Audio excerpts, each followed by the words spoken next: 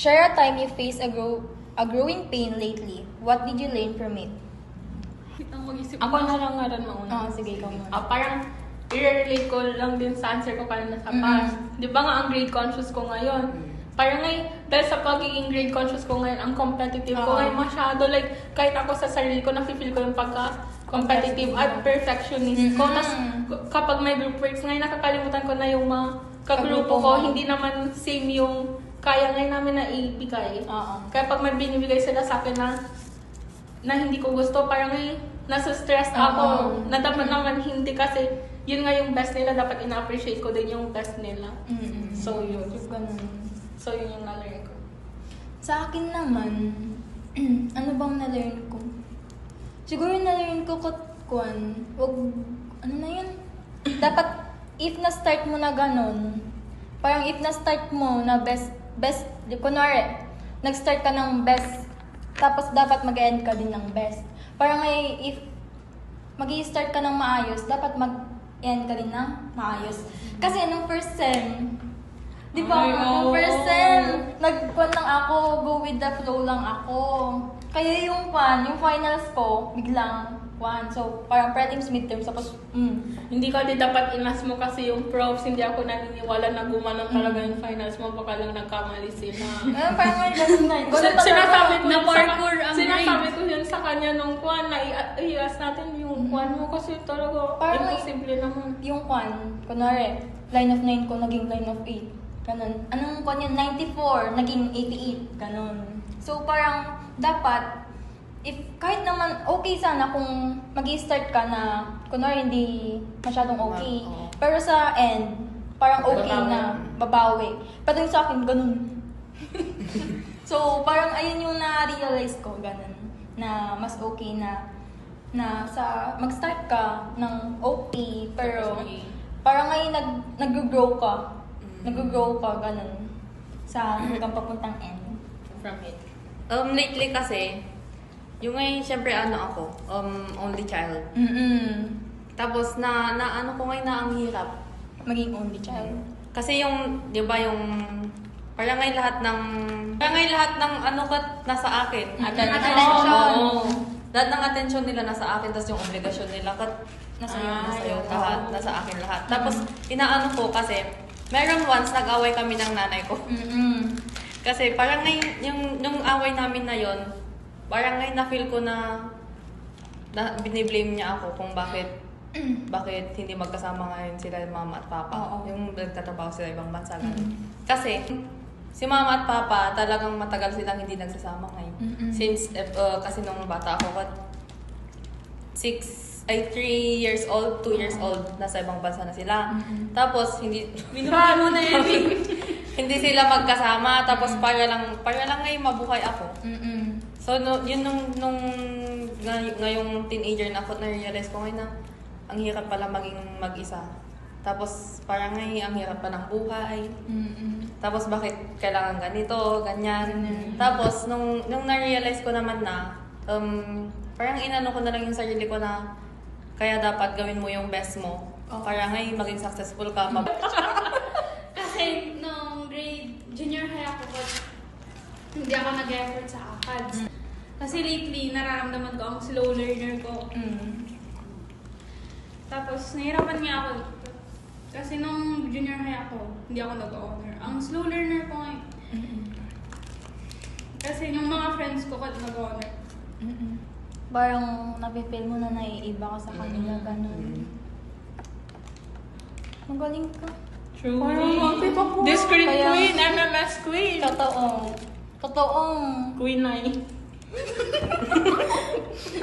Tapos ngayon, inaas ni mama ngayon, third honor ka ng Parang nag-expect sila. Pero nga, umalaga ngayon, bumabawi ka. Kaya ginagawa ko lahat ng makakaya. Kaya mo. Pero nagre-reflect mo na yun. Totoo, ang tatas ng grades mo, ganun. Kahit sa extra. Oo, ang tatas na nakukuha mo. Future na, future. Or need mo pa ng time para... Wag na, kaya na niya. Hinga. Mamaya ako may... If you didn't achieve the success you wanted, what will you do? Bakit mo ginaganyan ang question ko? If you didn't achieve the success you wanted, what will you do for your future? So parang ako magsasagot. Ako una. So parang if kunwari hindi ka naging successful sa future, ganun. Parang anong gagawin mo? Anong gagawin ko? Wala. Kasi hindi ko na-imagine yung sarili ko na hindi magiging successful ngayon. Ganun. Diba? Kasi parang yung yung utak ko, parang ngayon nandun na dapat maging successful ka. Dapat 3 companies mo. Ano? 3 companies mo. Wow. CEO ka dapat. Ganun. Pero joke lang yun. Parang may nasa utak ko na magiging successful ako ganun in the future. So parang kapag hindi ako naging successful, edi wow, bawi na lang sa pan. Pero kapag hindi naman ako naging successful, feeling ko gagawa pa rin ako ng way para maging Kasi gusto ko talagang maging successful. Maging mayaman. Ganyan din sa akin. Kasi nandun nga yung determination.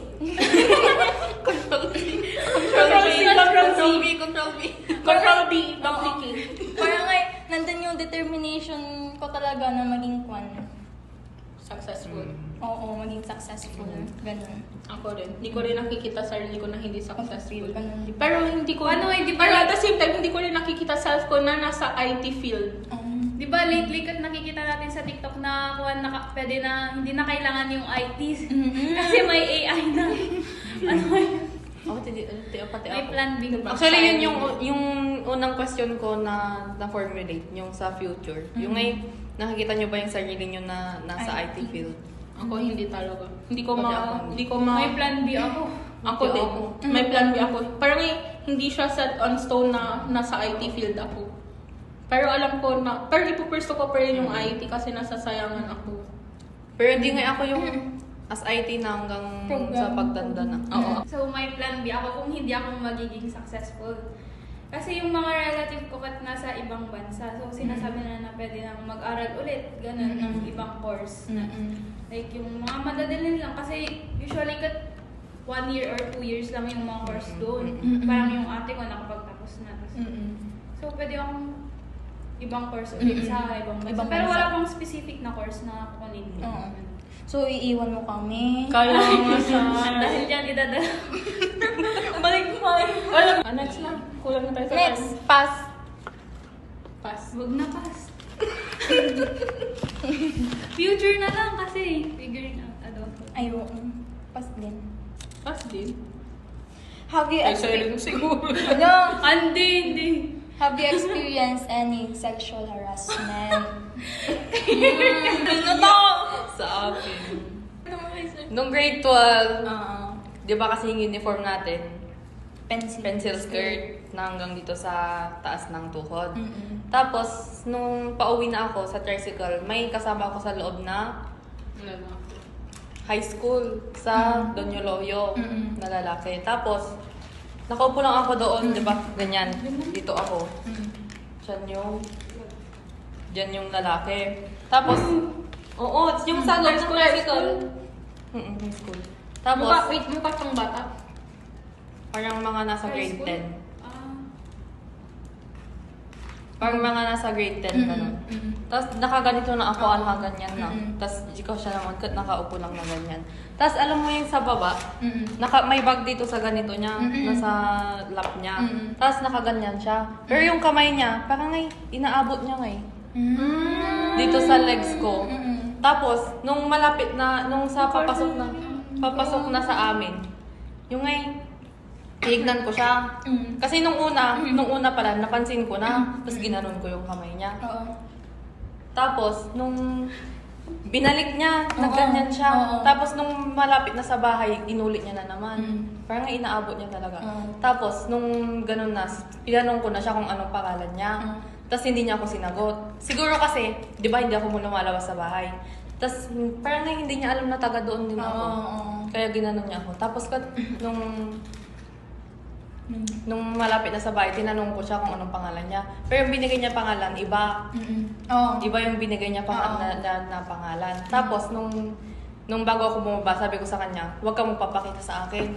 Yung sabi niya po. Tapos, nung pagbaba ko pala, yung mga kapitbahay namin na parang tambay na marites, gano'n. Kita pala nila kung pagbaba ko ngayon, parang ang busyaw ko ngayon. Oo. Yung ngayon, parang ngayon, Pale. oo, ang Pale, pale ko. oo. Tapos ang bilis ko maglakad, pumunta ako agad sa lolo ko. Tapos sabi ko ngayon, laapan tayo dyan barangay hall. Tapos agad, apayang, basta. Nilulok, inalo na dyan bunong.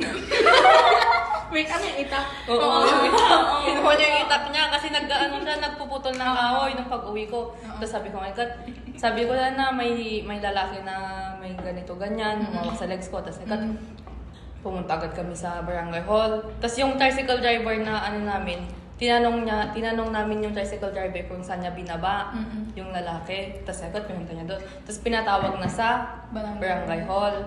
Tapos nagulat siya. Nagulat siya nung nandun na kami. Tapos nung kausap na yung mga barangay officials, tinanong kung anong pangalan niya. Tinanong ako ng babae kung anong sinabi ko sa kanya. Tapos tinanong ko kung anong pangalan niya. Tapos sinabi ko yung pangalan niya. Tapos nagulat din yung barangay official kasi hindi naman yun yung pangalan niya. So, ibang Tapos, ang malala pa, may issue na pala siya na parang may record na siya sa barangay. Oo. Na nagnakaw ko ng gano'n. Tapos, yung tito ko kasi nagtatrabaho sa DSWD sa Arengay. Tapos, yung mama ko, syempre nasa Hong Kong pa siya noon. Pinaano na niya ngayon niya, ipakulong na sa DSWD. Kasi may ganun-ganun na ginagawa. Tapos nung pernasis na. Tapos kinausap, yung ibang araw na, kinausap ulit yung bata. Kung anong desisyon niya sa buhay. Tapos tinanong ako kung anong gusto kong gawin. Ang sabi ko lang, basta wag na wag siya magpapakita sa akin. Kasi ayoko na makita yung mukha niya. Tapos nung tinanong na ako, kasi naawa din ako. Sabay, doon.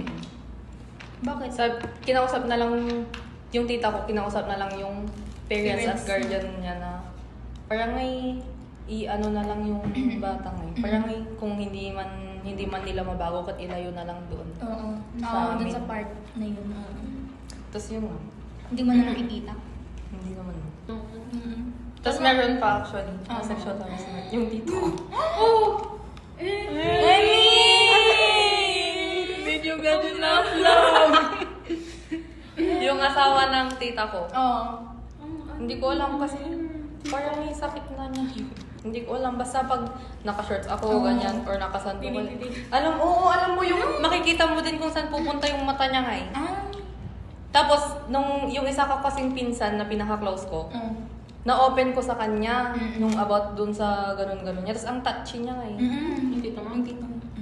Tapos na-open ko sa pinsan ko, tapos sabi niya nga, ganun din pala yung ginagawa sa kanya. May tito din ako na gano'n. Pero, hindi. Pero like, hindi to dapat na hinawakan kami or what. Ay, touchy siya. Parang mag-hug-hug, tapos magkikiss pa ngayon sa cheeks. Oo, hanggang ngayon na college. Ako, pati yung si Yvonne nga yung pinsan ko na grade 12, gano'n. Tapos naalala namin yung high school grade 8 ako, tapos grade 7 si Yvonne. Tapos kasama namin yung anak ng tito ko na yun. Kasi mag-close kami magpinsan na as in. Tapos nasa bahay nila kami. Tapos sabi ng tito namin na yun, gumawa kami ng ahegaw na face. Tapos sabi naman, ano po yung ahegaw na face?